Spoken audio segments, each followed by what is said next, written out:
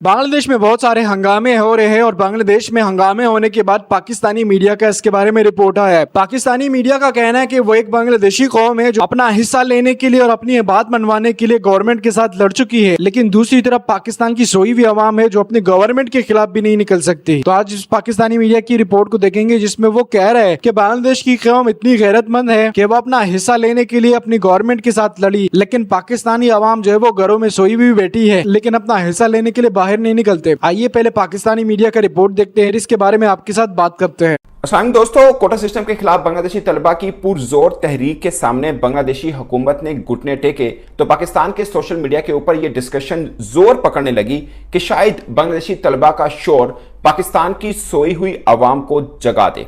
ऐसी ही डिस्कशन मैंने उस वक्त भी सुनी थी जब भारतीय किसानों ने पुरजोर तहरीक चलाई थी, मगर मुझे आज भी यकीन है कि पाकिस्तान की सोई आवाम कभी नहीं जागेगी और मुझसे ज्यादा भरोसा पाकिस्तानी हुकूमत को है कि यह अवाम महंगाई, बेरोजगारी और नाइंसाफी पर हाहाकार तो मचा सकती है मगर इनके खिलाफ खड़ी नहीं हो सकती।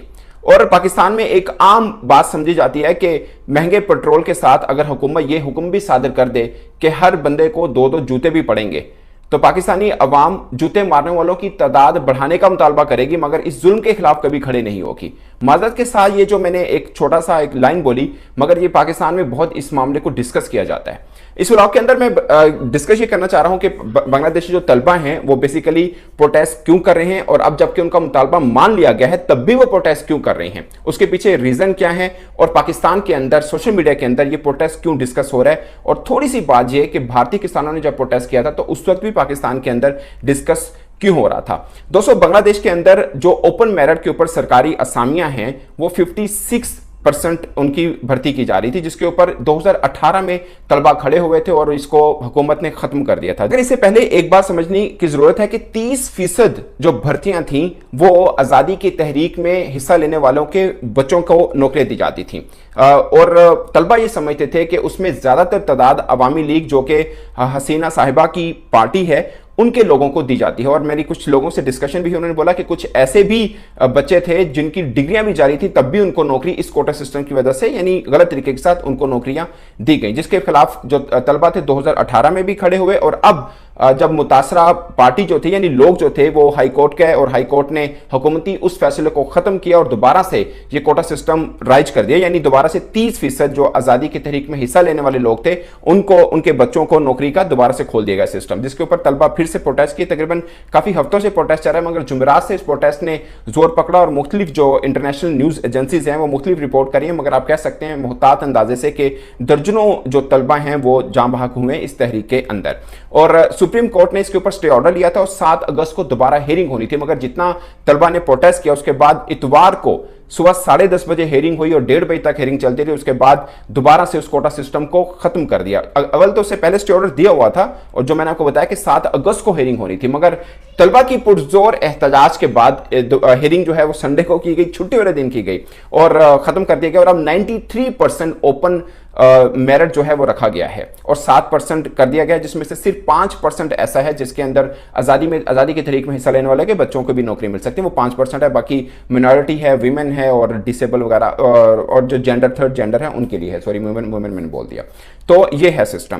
तो पहले 56% था और 30% रखा हुआ था आजादी में तहरीक लेने वालों के बच्चों के लिए, अब सिर्फ 5% रखा गया है। और मैं आपको एक बात बता दूं कि मैंने वॉइस ऑफ अमेरिका की रिपोर्ट पढ़ रहा था, उसके अंदर मेंशन किया था कि एक अंदाजे के मुताबिक हर साल तकरीबन 3000 जो उनके कॉम्पिटिटिव एग्जाम जैसे हमारे CSS होता है उनकी 3000 असामियां आती हैं, जिसमें से तकरीबन 2 लाख ग्रेजुएट बच्चे उसमें इम्तिहान देते हैं। तो आप समझे अगर वो कोटा सिस्टम होता तो 900 बच्चे पॉलिटिकल अपॉइंटमेंट हो सकती थी, जो सिस्टम का पुराना था उसके तहत। और यही तलबा की मांग है कि आप अपनी अवामी लीग के लोगों को बेसिकली उसमें कॉम्पनसेट करें, जो तलबा बेसिकली शोर जिसके ऊपर मचा रहे थे। तो अब ओपन मेरिट सिस्टम कर दिया तो 93% जो भर्तियां हैं वो बच्चे जो हैं ओपन मेरिट सिस्टम के जरिए ही वो उसमें आकर सरकारी नौकरी में आ सकते हैं। तो वैसे भी वहां पर बेरोजगारी, ऑफ कोर्स हम सब साउथ एशिया के अंदर ये प्रॉब्लम चल रहा है, वो खैर पाकिस्तान के अंदर भी बहुत ज्यादा, बांग्लादेश के अंदर भी बहुत ज्यादा, अगरचे उनकी इकोनॉमी थोड़ी बेहतर जरूर है as compare to Pakistan, but शोर तो वहां पर भी बेरोजगारी का और महंगाई का बहुत ज्यादा मचाया जाता है। मैं 3-4 बार गया हूं तो वहां पर भी आइडियल सिचुएशन नहीं है, बट पाकिस्तान से काफी बेहतर जरूर है। अब मैं थोड़ा सा रेफरेंस देता हूं कि कुछ वर्ष पहले जब भारत में किसानों ने प्रोटेस्ट किया था उस वक्त भी पाकिस्तान के अंदर बड़ा शोर हुआ था कि ये देखें किस तरह अपने अपने हक के लिए खड़े हुए हैं, हमें भी होना चाहिए। हमारे यहाँ क्या है, महंगाई बहुत ज़्यादा है और हमारे भी के नाइंसाफ़ी वाला बहुत बोला जाता है कि सरकारी डिपार्टमेंट में कहीं भी चले जाएं, आपको अपना छोटा सा काम भी सिफारिश और पैसों से कराना पड़ता है। ये आम पाकिस्तान के अंदर ये ख्याल किया जाता है और बहुत बार काफ़ी लोगों ने एक्सपीरियंस भी किया, मुझ समेत भी, कि आप मेरिट के ऊपर अपना काम कराना बहुत मुश्किल रहता है। तो ये वाला है। उस वक्त भी पाकिस्तान के सोशल मीडिया पे डिस्कशन रहा कि भारतीय किसानों ने किस तरह तहरीक चलाई, और अब भी ये डिस्कशन रहा है। और दोनों डिस्कशन के अंदर जो खास चीजें थी वो पाकिस्तानी लोगों में आना बहुत मुश्किल है। मैं ये नहीं कह रहा कि नामुमकिन है, बहुत मुश्किल जरूर है।